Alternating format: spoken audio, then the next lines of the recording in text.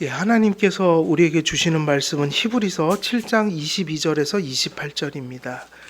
히브리서 보도록 하겠습니다. 히브리서 7장 22절에서 28절.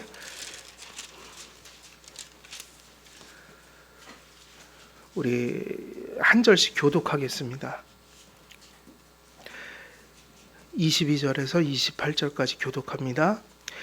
이와 같이 예수는 더 좋은 언약의 보증이 되셨느니라.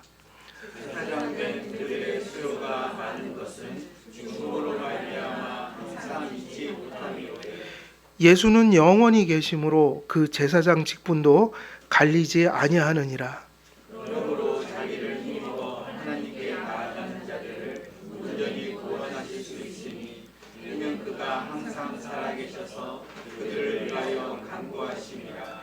이러한 대제사장은 우리에게 합당하니 거룩하고 악이 없고 더러움이 없고 죄인에게 떠나 계시고 하늘보다 높이 되시니라.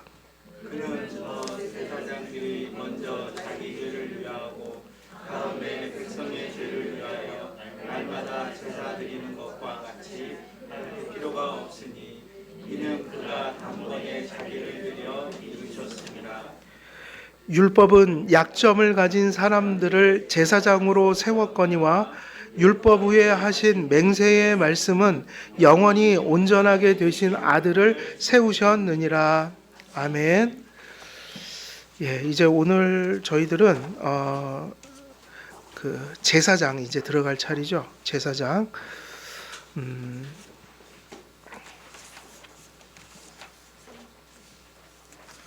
제사장.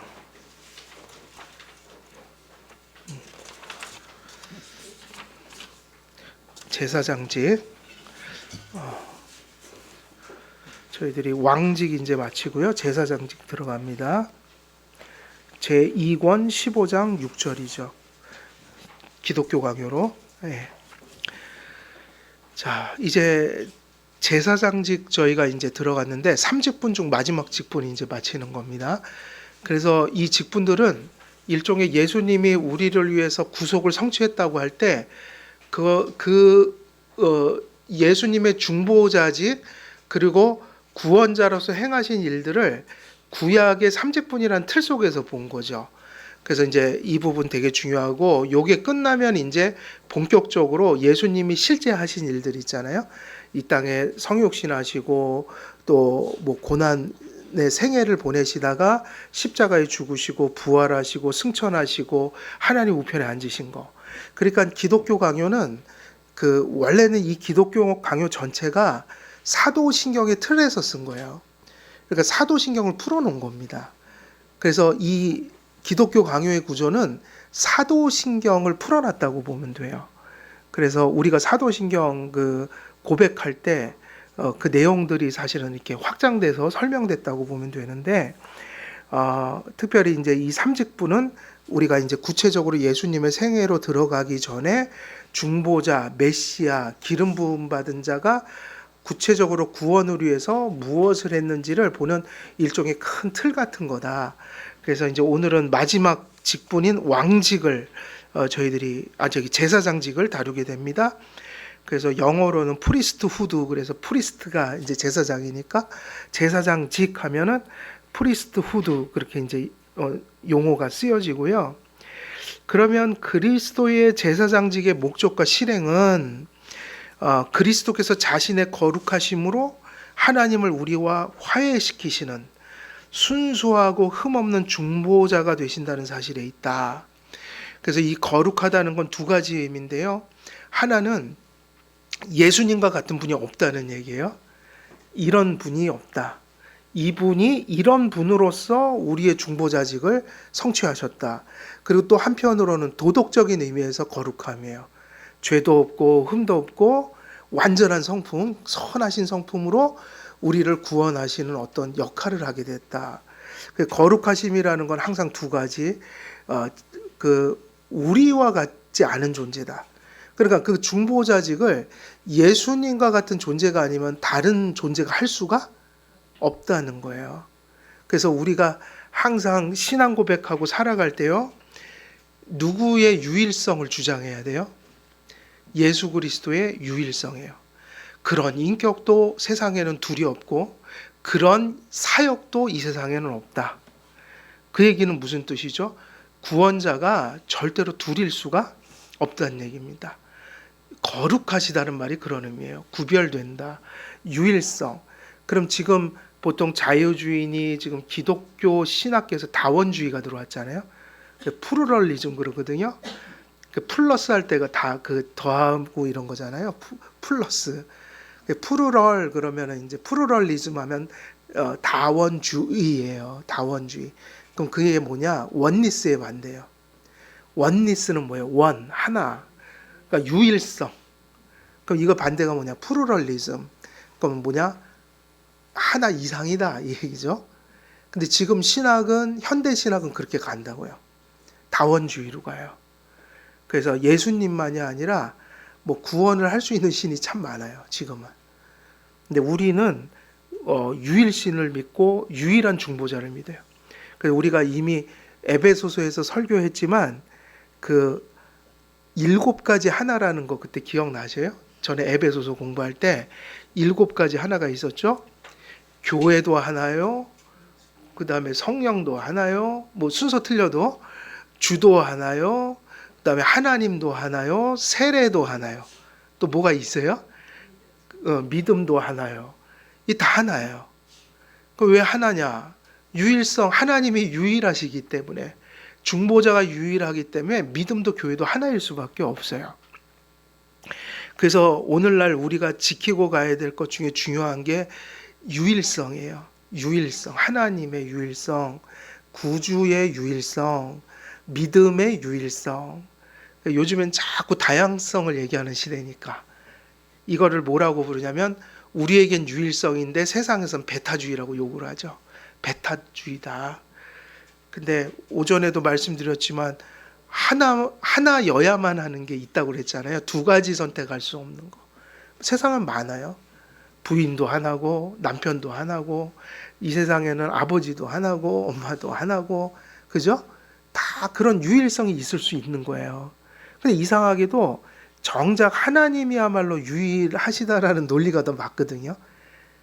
근데도 그걸 세상 사람들 부정적으로 여겨요. 되게 나쁜 것처럼. 근데 세상에는 하나여만 하는 게 되게 많아요.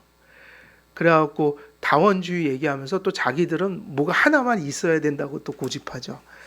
근데 그게 되게 잘못된 사상이에요. 베타성이 나쁜 얘기가 아니에요.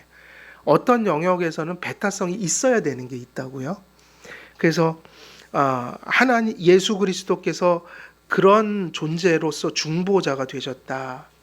인류가 타락한 이후로, 그래서 인류가 타락한 이후로 이 얘기도 되게 중요한데, 인류가 타락한 이후로 이 얘기를 할 때 바로 이것이 그 중보자가 우리에게 필요하게 된 이유이니까 이 세상이 타락한 이후로 이거를 깨닫는 게 되게 중요해요.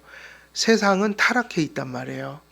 그래서 하나님께서 자신의 공의에 따른 저주로, 그러면 은혜, 복음, 용서 뭐 이런 거, 사랑 얘기하기 전에 무엇을 먼저 얘기해야 돼요? 하나님의 공의. 그러니까 하나님의 공의도 하나님만큼이나 완전한 속성이죠. 그러면서 동시에 하나님은 또 하나님만큼이나 완전한 속성으로 뭘 가지고 계세요? 사랑. 근데 우리에게는 사랑과 공의가 조화가 잘 됩니까? 보통 충돌을 합니까? 우리는 충돌해요. 그래서 이게 치우치기 쉬워요.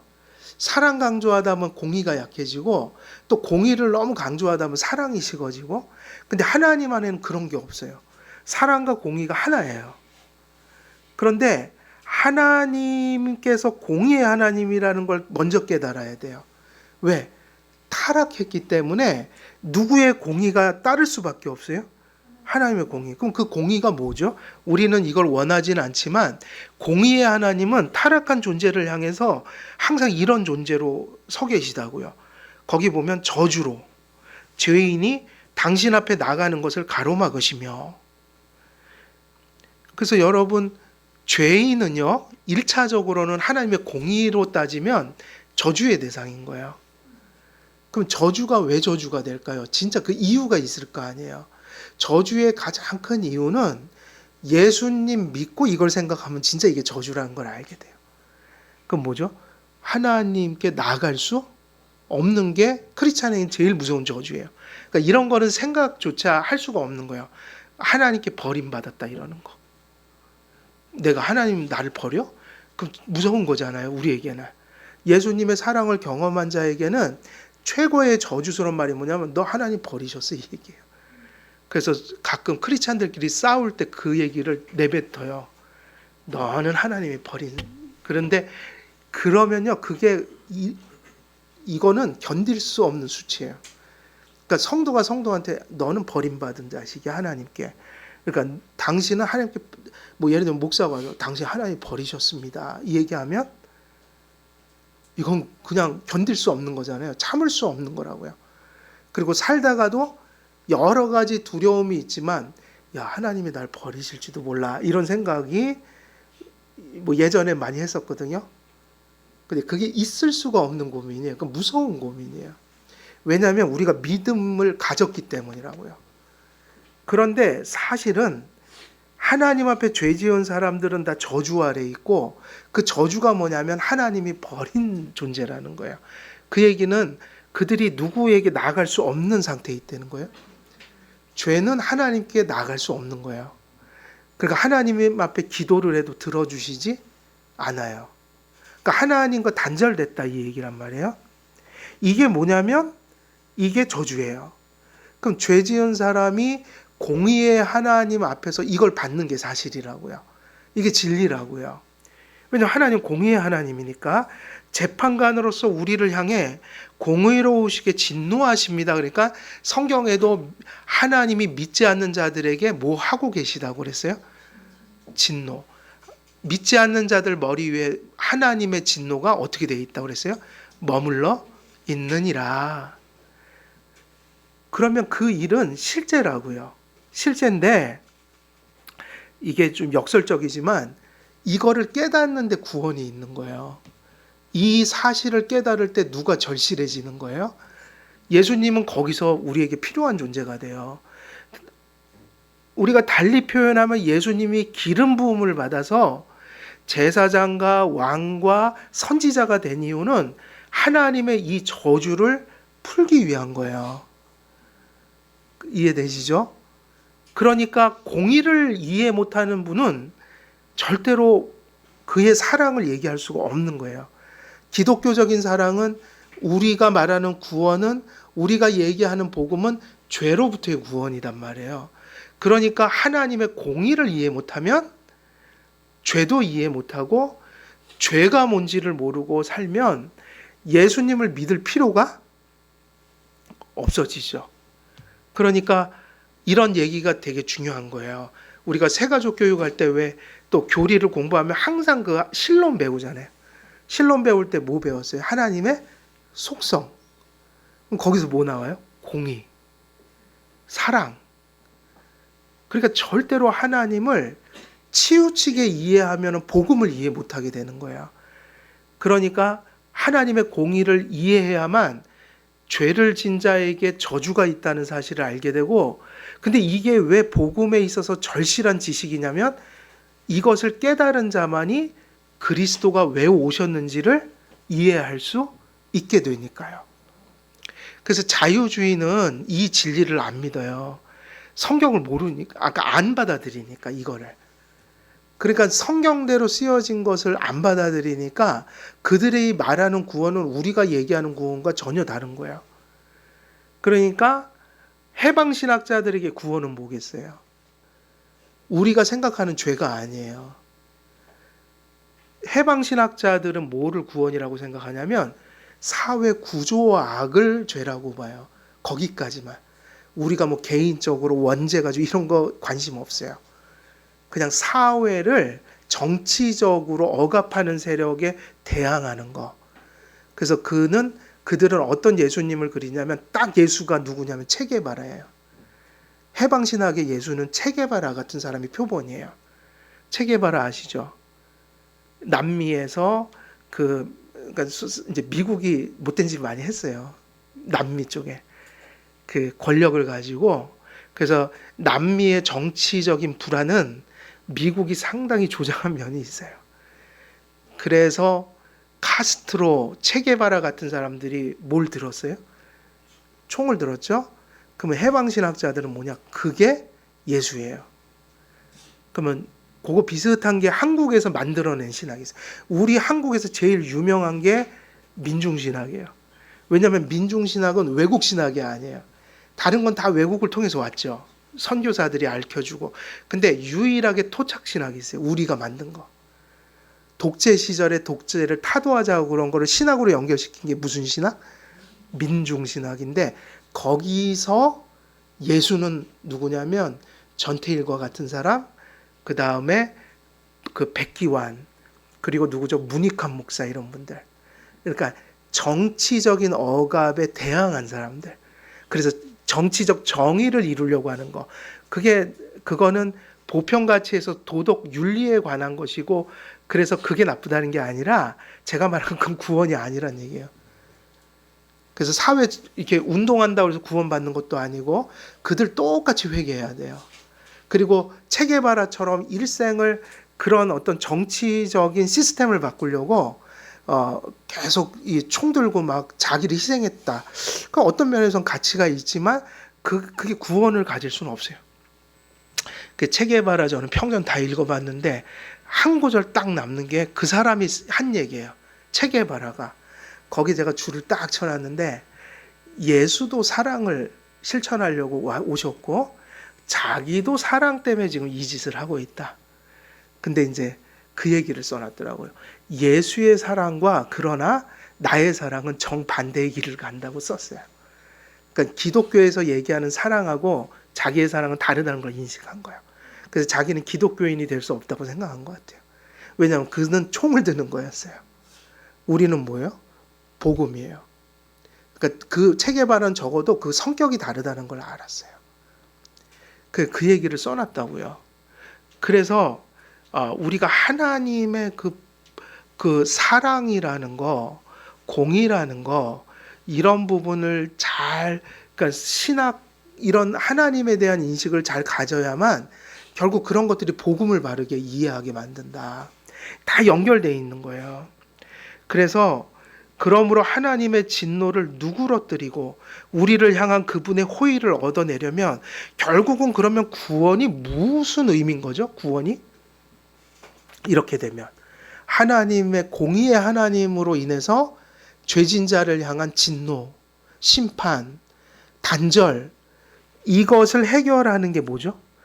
그 하나님과 우리의 관계를 해결하는 것이 구원인 거예요. 그러니까 여러분이 구원받았다는 것은 시스템 바꾸는 것도 아니고 사회를 바꾸는 것도 아니에요. 구원은 철저히 여기에 있어요. 누구와 누구의 관계를 회복하는 거예요? 하나님이요. 그래서 이 관계를 회복한다는 말이 무슨 뜻이냐면 하나님의 진노를 어떻게 하는 거죠? 하나님의 진노를 누그러뜨리는 거. 하나님이 지금 진노하시는데 그 진노를 달래드리는 거예요. 그러면 이게 뭐죠? 구원이에요. 근데 이 진노를 끌 수 있는 사람이 있을까요? 없을까요? 여러분들이 화산 있죠? 지금도 이렇게 저기 인도인가 뭐 어디 가면은 화산들이 있어요. 부글부글 끓고 있는 게 보이죠. 그 관광객들이 거기 근처 가서 보잖아요. 그 용암 막 이렇게 부글부글 끓는 거, 그거 끌 수 있어요, 없어요? 바가지 물 몇 번 뿌린다고 되는 게 아니에요. 그 전에 동대문 탔죠. 동대문 그 숭의문이죠, 그게. 예, 맞아요? 숭례문, 참 숭례문. 그 내자가 불을 가리킨대요, 화기. 왜냐하면 그 이름을 쓴 이유가 그 목조 건물이라 탈까봐 그거를 막기 위해서 일부러 맞불을 놓는다고 이름을 그 불을 가리키는 내자를 썼대요. 그런데 그게 탔어요. 그때 어떤 사람이 불 질렀잖아요. 근데 소방관들이 못 끄더라고요, 그 불을. 그 구조 자체가 못 끄게 돼 있대요. 그 겉에 지붕을 워낙 든든하게 해놔갖고 속에서 타들어가면은 그걸 깨야 되는데 깨지도 못하고 물을 뿌려도 그 안으로 물이 스밀 수가 없으니까 그때 그래서 그게 처음에 탈 때 소방관들이 갔는데 그 안에서 타는 걸 발견을 못했던 거예요. 그래서 엄청 물만 뿌려야 되는데 결국은 다 타갖고 무너져 버렸잖아요. 지금 재건해 놓은 거잖아요. 근데 불 끄는 거 쉽지가 않아요. 근데 이 세상 불은 어느 정도 타다가 꺼지지만 하나님 진노의 불은 영원해서 꺼지질 않아요. 솔직히 말하면 이게 이제 우리 사람들의 종교인 거죠. 끌 수 없는 불인데 내가 이걸 해서 좀 꺼야겠다 하는 거예요. 뭐 착한 일도 좀 하고 철학도 하고 뭐 이런 선행도 하고 이런저런 걸 해서 좀 꺼보겠다. 꺼지지가 않는다. 진노의 불은 꺼지지 않아요. 그걸 누그러뜨릴 수가 없어요. 하나님이 진노하시는 이상 그 죄의 문제를 해결하기 전까지는 절대로 그 대상에게 뭐를 내려주지 않아요? 호의를. 호의가 사랑. 이것이 없어요. 그저 일반 은총적인 면에서 있을지 모르지만 구원이라는 면에서 그런 관계 속에서 베푸시는 어떤 은혜도 내려주질 않으셔요. 그러니까는 진노를 누그러뜨리고 하나님의 호의를 받아내야 되는데 이것이 결단코 인간이 해낼 수 있는 것이 아니고 거기서 유일성이 고백돼야 되는 거예요.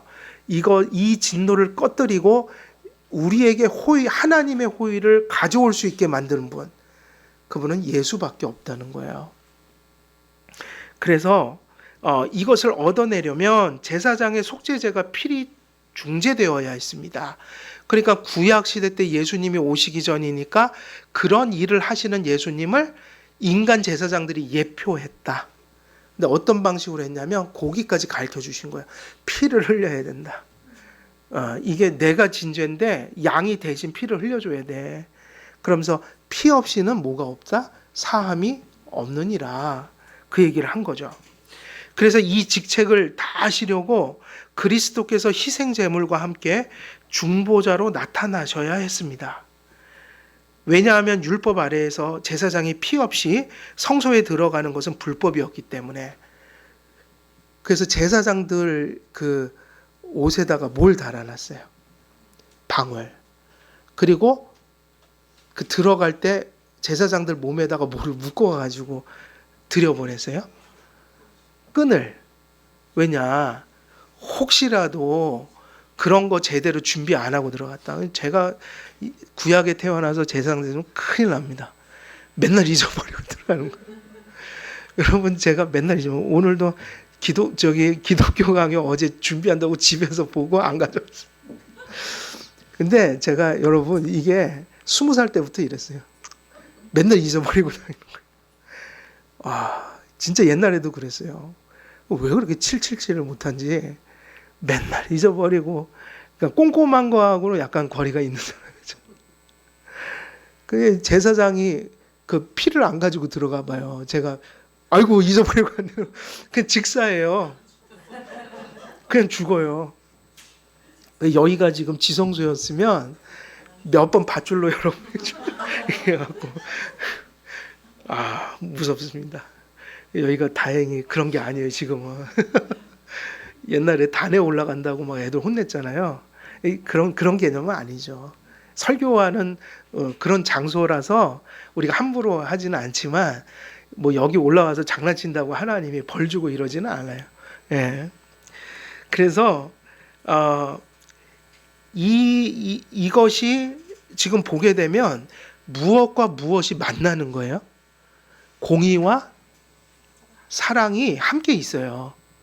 그러니까 공의적인 하나님을 이해 못하면 그 사랑이 어떤 것이라는 걸 알지 못하고 그 십자가는 뭐와 뭐가 만나는 교차점이에요.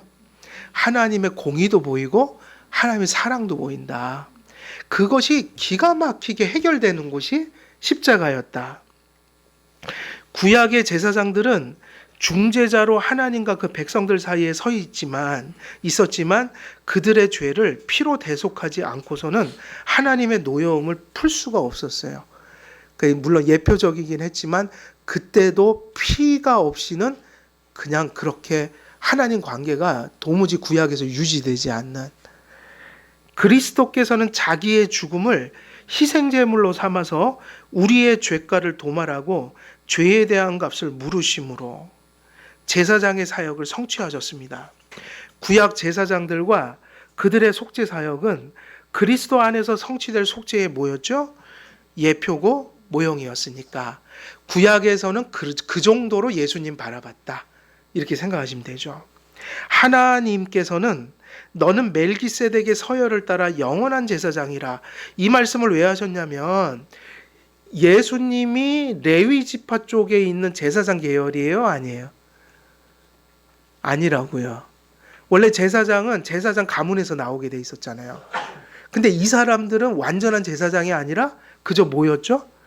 모형이었고 예표여서, 이미 아브라함 때 어떤 대제사장이 나왔어요? 멜기세덱이라는. 그래서 누가 11조를 그에게 드렸어요? 멜기세덱에게. 누가? 아브라함이. 근데 멜기세덱은 상징적이에요. 그러니까 그때 어떤 사람이었겠죠? 근데 묘사를 그렇게 해서 예수님을 바라보게 했어요.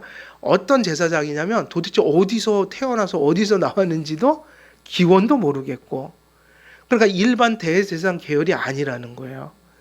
근데 그때는 그냥 사람이었겠죠.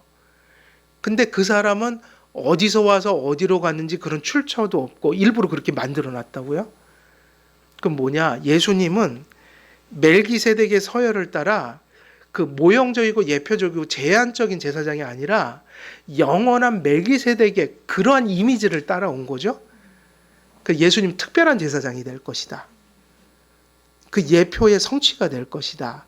그래서 이제 우리가 히브리서 보면 멜기세덱의 반차를 따랐다 이런 얘기. 근데 그거는 이제 히브리서 가면 또 한참 얘기할 게 너무 많아요.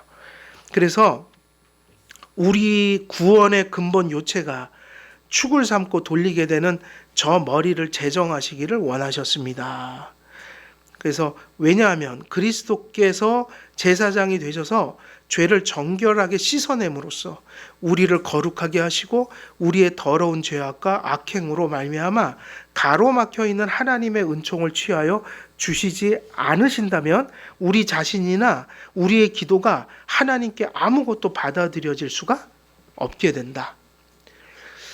그래서 지금 우리가 살아가는 처지가 모두가 뭐 다 다르죠.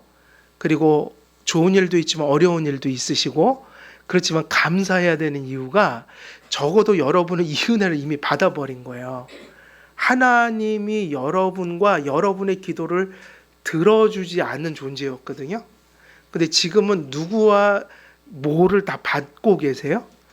여러분을 받으셨고, 그리고 여러분이 부르짖으면 그 기도를 들으시는 관계가 돼버렸으니, 다시 말하면 이미 여러분을 구원을 받은 자로서 하나님이 자녀로서 받아버렸다는 얘기예요. 아까 그거 진노, 심판, 그래서 하나님과 완전히 단절되어 있는 상태. 그러니까 하나님께서 특별한 호의를 내려주시는 대상 자체가 될 수가 없었던 존재를 이제는 그것을 베풀어 주시는 존재로 만들어 주신 거예요. 그럼 이거는 미래가 아니라 지금 있는 현실이니까 이 은혜를 기억하고 살아야 되는 거예요. 그러니까 살아가는 거는 뭐 여러 가지 변수들이 있지만 지금 우리가 감사해야 될 건 하나님이 여러분을 이미 받아버렸다는 얘기예요. 그러니까 여러분을 받고 여러분의 기도를 들으신다는 거예요. 이면에 있어서 가로막혔던 게 없다. 다시 말해 여러분은 누구에게 나아갈 수 있는 존재가 된 거예요? 하나님이요. 그래서 지금 우리가 예배를 드리는 것이고 여러분들이 기도를 하는 거예요. 이 은혜를 받았다는 게 얼마나 큰 은총이에요. 여기서 우리가 감사하고 살아야 돼요. 이처럼 그리스도의 죽음으로부터만. 근데 이게 중요해요.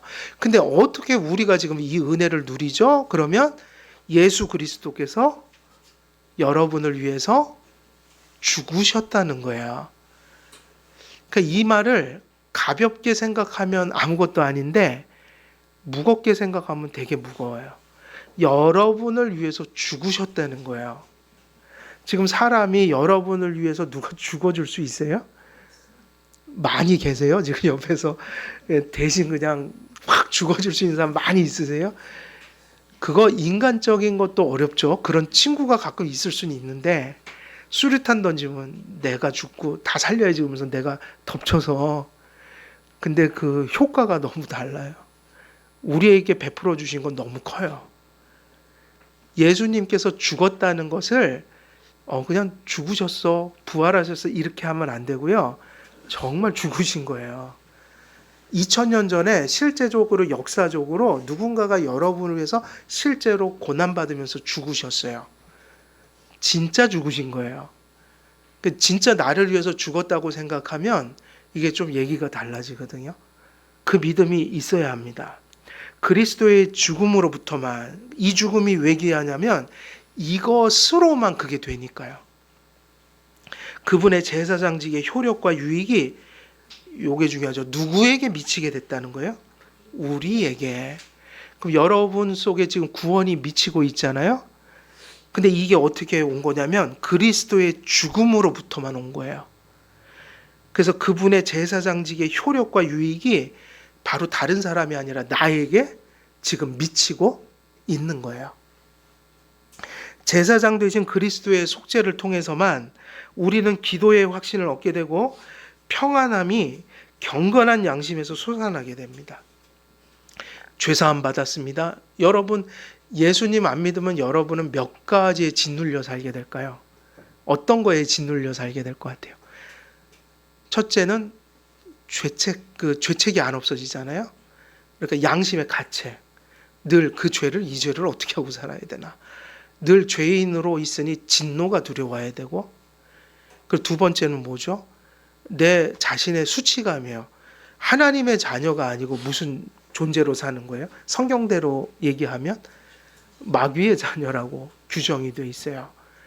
그러니까 어떤 곳에서도 하나님의 자녀로서 용서받고 그런 존재로 받아들여졌다는 의식이 예수님의 죽으심 외에서는 나올 수가 없는 거예요. 예수님이 그 죄를 용서하시고 씻어줘야 우리 속에, 야, 나는 이제 모든 죄로부터 자유하게 됐어. 그리고 이제는 내가 하나님의 자녀로서 살아가는 거야. 이 존재감 있죠. 이것을 다른 곳에서는 얻을 수가 없다는 거예요.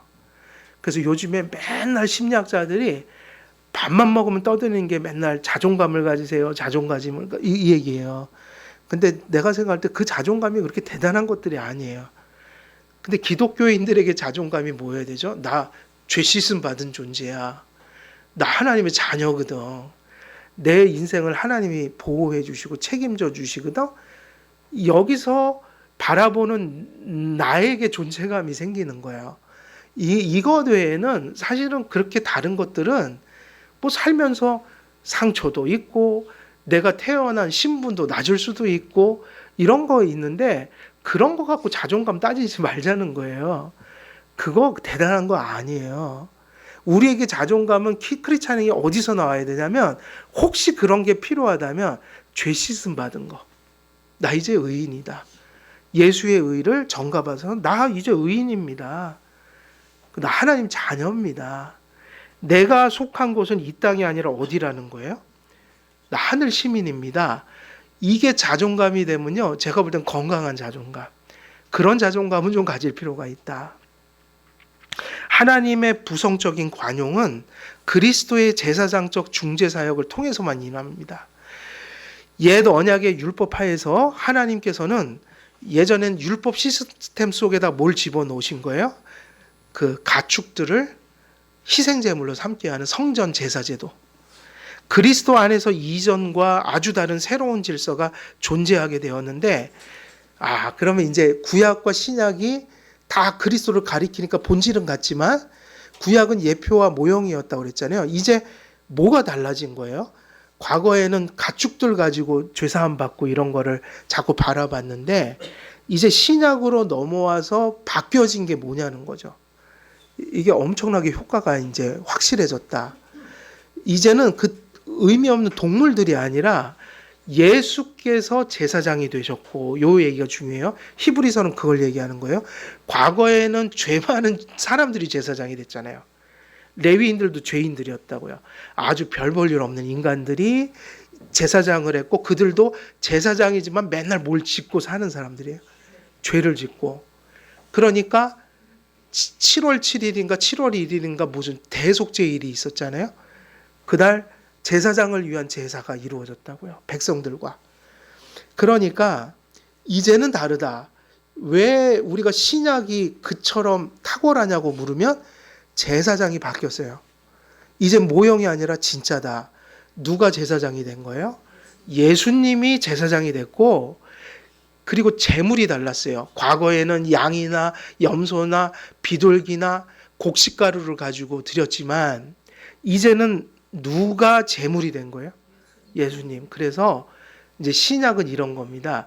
예수님이 자기가 제사장이 된 것까지 이제 우리가 이해가 잘 되는데 자기가 자기를 제물로 삼은 거예요.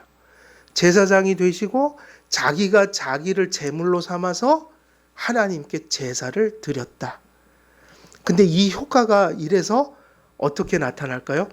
계속해서 이렇게 뭐가 이렇게 나타나는 거 한 번에 단번에 딱 끝내버린 겁니까? 완전히 단번에 끝내버렸어요. 그래서 구원이 그냥 성취돼 버린 거예요.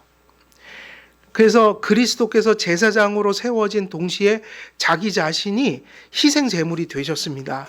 그리스도께서는 제사장인 동시에 뭐죠? 제물이에요. 우리의 죄값을 치르기에 적합한 물음이 달려 없으며, 물음이라는 건 뭐냐면 대신 갚아주는 거. 그리스도 외에 하나님께서 받으실 만한 제물의 가치를 가진 사람이나 물건이 세상에 존재할 수가 없다. 요것이 되게 중요해요. 그러니까 그런 제사장도 없고 그런 제물도 있을 수가 없다. 이제 왜 신약이 우리에게 이처럼 감사한 시대가 됐냐면 예수님이 제사장이 됐고 예수님께서 더 어떤 가치를 갖지 못한 완전한 가치의 제물이 스스로 되어주셨다. 그래서 그 효력이 어떻다는 거예요? once for all 그러는데 단번에 끝내버렸다는 거예요. 구원을.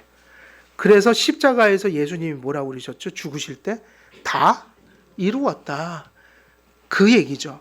그리스도께서는 제사장의 인격을 지니시고 영원한 화목의 법에 따라 아버지께서 우리에게 호의를 베푸시고 용서하시는 분이 되셨. 근데 예수님이 이 일을 하심으로 우리가 감사하다는 것은 무엇이 감사하다는 걸까요?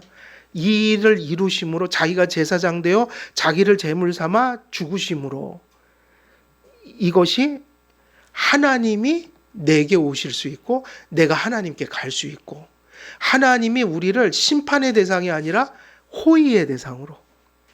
그래서 이 역사를 믿고 회심하는 순간에 어제까지 심판자이시던 분이 오늘은 아버지가 돼서 바뀌어져 있는 거예요. 엄청난 변화죠. 뿐만 아니라 우리를 말할 수 없는 영예의 연합체로 이끌어 들이셨습니다. 우리는 부패하였어. 그래서 우리가 세상 가운데 있었잖아요. 근데 이제는 연합체, 영예의 연합체가 뭐예요? 그리스도의 몸에 교회라는 곳에 한 일원이 될 수 있게 하신 거. 이것도 큰 속죄의 효력이다. 그래서 에베소서 할 때 예수님께서 이루신 허물과 죄로 이루신 그 복음이 가져온 두 가지 결과가 허물과 죄로부터 죽는 거 하나요? 하나는 교회의 이론이 되게 한 거라고 그랬잖아요. 에베소서에서 얘기를 드렸죠. 그래서 우리는 부패하였으나 그리스도 안에서 제사장들이 되어 우리 자신과 우리에게 속한 모든 것을 하나님께 바치게 함. 그 다음에 이제 세 번째가 뭐냐면 우리에게 일어난 일이 뭘까요? 그러면 또 한 가지가 있는 거예요. 우리가 무엇이 된 거예요? 이제 하나님을 대적하는 자에서 제사장이 된 거예요. 만인 제사장주의는 이걸 의미하는 거예요. 만인 제사장주의. 그게 뭐냐? 만인 제사장이라는 것은 이제는 하나님 앞에 나갈 때 예수 그리스도 외에 다른 것을 필요로 하지 않는다. 예수 그리스도를 통해 우리는 누구에게 나아가서 제사 지낼 수 있는 존재예요. 그래서 만인 제사장이라는 걸 좀 오해하면 안 돼요. 누구나 설교할 수 있고 뭐 이런 얘기가 아니에요. 이건 직분에 관련된 문제지. 직분은 교회의 질서잖아요. 그 얘기가 아니라 이 얘기예요. 중보자는 누구밖에 없다는 얘기예요. 그러면 누구나 이제는 하나님 앞에 나아갈 수 있게 됐다. 그럼 거기서 제사장이라는 건 뭐냐면요. 물론 교회에선 직분이나 이런 질서로 하면 이런 것을 가진 사람과 안 가진 사람이 있지만 그 모든 것의 목적은 모든 성도들이 다 무슨 삶을 살게 하기 위한 걸까요? 제사장적 삶. 그러면 요것도 잘 구별하셔야 돼요. 예수님이 제사장이 유일한 제사장이라고 그랬죠? 근데 우리에게도 뭐라고 불렀어요? 만인이 제사장이다. 차이가 있죠. 주님이 제사장 됐다는 거는 우리를 구원하는 일을 하시는 거고, 그런 의미에서는 우리가 거기다 우리를 적용하면 될까요? 안 될까요? 그래서 중보기도라는 것도 예수님만 하는 거지 우리는 아니라고 그랬잖아요. 도고의 기도라고 그랬잖아요. 그러면 이 얘기는 뭐냐면 우리가 제사장 됐다는 것은 예수님은 구원하는 일을 하는 거고 우리는 구원을 받아서 이제는 하나님을 섬기면서 산다. 이 얘기가 제사장이에요. 그러니까 우리가 그 사도 바울의 얘기대로 하면 너희가 거룩한 뭐가 됐다고 그랬어요? 제사장이 됐으니까 이제는 너희가 거룩한 산제사를 드리라. 그때 그 산제사는 뭐냐면 예배와 생활을 통해서 하나님이 기뻐하실 일을 계속 바친다는 얘기예요. 그러니까 여러분이 제사장으로서 해야 될 일은 뭐인 거죠? 예배와 생활이에요. 바른 생활. 그것이 제사장이라는 거예요. 그래서 우리가 그렇게 마귀의 자녀요, 어둠의 자식이요, 진노의 자식이었는데 이제는 뭐가 됐냐면 제사장이 된 거예요. 그래서 이제는 예배하고 하나님 뜻 가운데서 생활하는 자가 됐다. 이것이 여러분에게 일어난 변화들이에요. 그래서 우리로 하늘 성소로 자유로이 들어가게 하십니다. 이제 여러분은 예수님 때문에 어디 앞에 사실 날마다 나가는 존재가 됐을까요? 그럼 그거를 지성소에, 여러분 지성소에 있는 거예요. 눈에 보이지 않지만 이제는 하나님과 거리가 있는 곳이 아니라 그때 예수님 돌아가실 때 휘장이 어떻게 됐죠? 찢어졌어요. 우리가 주석 같은 거 보면 그 휘장은 약 5cm 정도 되는 두께라고 그랬어요. 천이. 찢어낼 수 없게 만든 거예요. 일부러 5cm면. 근데 그게 푹 찢어져 버렸다. 이제는 지성소 이런 거 없다. 문 들어와라 이거죠. 예수 그리스도께서 들어가시고 이제 제사장 된 우리들이 들어갈 수 있게 된 거예요. 이 일을 알리시려 그리스도께서 그들을 위하여 내가 거룩하게 하오니 라고 말씀하셨습니다. 왜냐하면 그리스도께서 자신의 거룩하심에 우리로 잠기게 하시고 우리와 함께 우리를 아버지께 바침으로 우리로 하나님께 향기로운 제물이 되게 하셨습니다. 여러분 예수님이 제사장이니까 항상 무엇을 누가 가지고 나가서 바치죠? 제사장들이. 근데 바로 예수님이 우리를 누구에게 바치실까요? 그래서 예수의 이름으로 기도해야 돼요. 기도도 왜 응답되는가? 예수님의 손을 통해서 드려지는 거죠. 성부에게. 우리의 예배도 우리의 생활도 예수 그리스도를 통해서 아버지께 드려진다. 그러니까 항상 예수님의 중보는 그런 거죠. 그리스도의 제사장직은 우리를 속죄하시고 대속하신 것을 의미한다면 우리가 제사장이 되었다는 의미는 그리스도의 속죄로 구속을 받은 성도들이 하나님께 용서받고 용납되어 감사함으로 하나님께 자신과 자신에게 속한 것들을 헌신하며 하나님을 찬미한다는 의미를 갖습니다. 제사장 된 성도들은 예배와 삶으로 하나님께 자신을 드리는 뭐가 됐냐면 그런 의미에서 만인 제사장이 된 거예요. 그래서 다니엘서 9장 24절을 보면 내 백성과 내 거룩한 성을 위하여 이른 이레를 기한으로 정하였나니 허물이 그치며 죄가 끝나며 죄악이 용서되며 영원한 의가 드러나며 환상과 예언이 응하며 또 지극히 거룩한 이가 기름 부음을 받으리라. 그래서 이 앞에 나온 모든 좋은 내용들이 뭐를 통해서 이루어지는 거예요? 이때 일어나는 일은 누군가가 기름 부음을 받으리라. 구약의 제사장들과 사역을 통해 예표되었던 제사장직이 그리스도의 인격 가운데 성취되고 분명히 나타났습니다. 그림자와 예표적 기름 부음은 그리스도의 성취적 기름 부음과 대조됩니다. 따라서 그리스도 안에서 성취된 완전한 제사장직과 근데 그 제사장직은 예수님이 성취한 것 성취돼 가는 겁니까? 단번에 끝난 겁니까? 단번에 끝난 거여서 단번에 완전히 성취된 그리스도의 희생 제사를 부패시켜 누가요? 로마 교회에서. 그래서 미사가 그거를 다 더럽혔다는 얘기예요. 왜 그랬냐면 요것만 이제 잘 기억하시면 돼요. 로마 천주교에서 매주 예배는 뭐죠? 우리는 이런 예배인데 거기는 미사라고 불러요. 미사가 뭐냐면 성찬이에요. 그래서 근데 그 성찬을 할 때 이런 믿음으로 드려요. 제사가 반복된다고 믿는 거예요. 그리고 그 사제들을 진짜 구약의 제사장하고 동일선상에서 봐요. 그러니까 제사장이 지금도 있어야 된다. 예수님 그렇게 해도 끝난 게 아니고 지금 신약에서는 구약의 제사장들이 누구라는 거죠? 신부님들이에요. 그래서 지금 구약에서 진짜 짐승의 피를 이렇게 한 것처럼 미사를 드릴 때마다 지금 그 일이 계속 반복된다. 온스포럴 단번에 끝난 게 아니고 지금 반복되고 있다고 봐요. 그래서 천주교에서 얘기하는 미사는 구약의 제사예요. 구약적인 제사예요. 그래서 종교개혁자들이 온스포럴 단번에 끝냈다. 제사장 더 없다. 성취됐다. 이거를 교리적으로 안 믿는단 말이에요.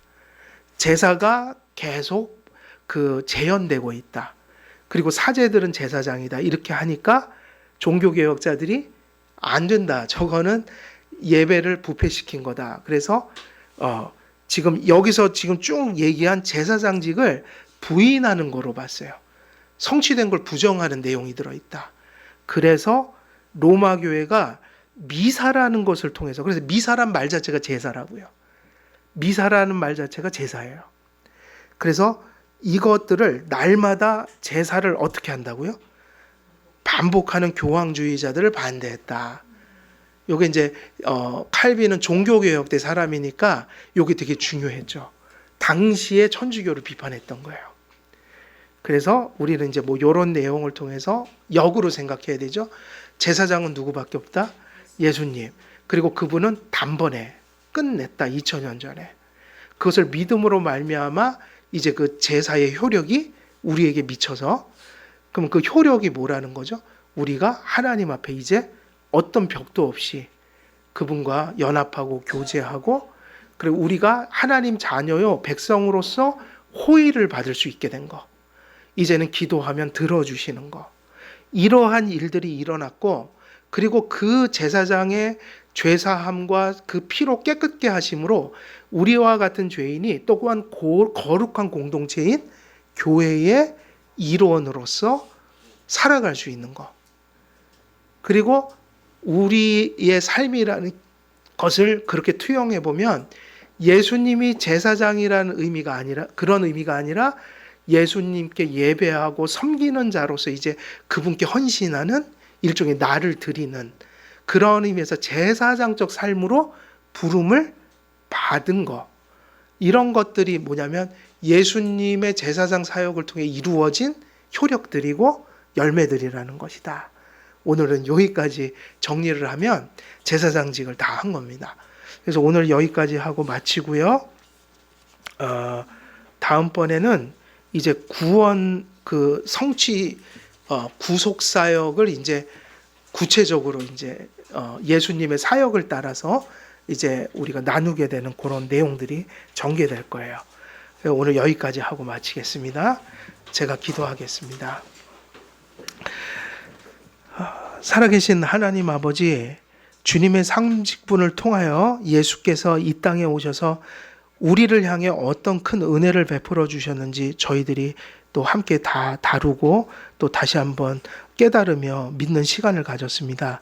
아버지 하나님께서 이 베푸신 온전한 구원과 구속을 우리들이 감사한 마음과 또 확신하는 마음으로 바라보게 하시고, 그 주님을 붙들므로 2000년 전에 이루신 그 구원의 성취적 효력들이 연약한 우리의 예배와 삶 속에 구현되고 나타나고 열매 맺을 수 있도록 성령을 통해 함께해 주옵소서.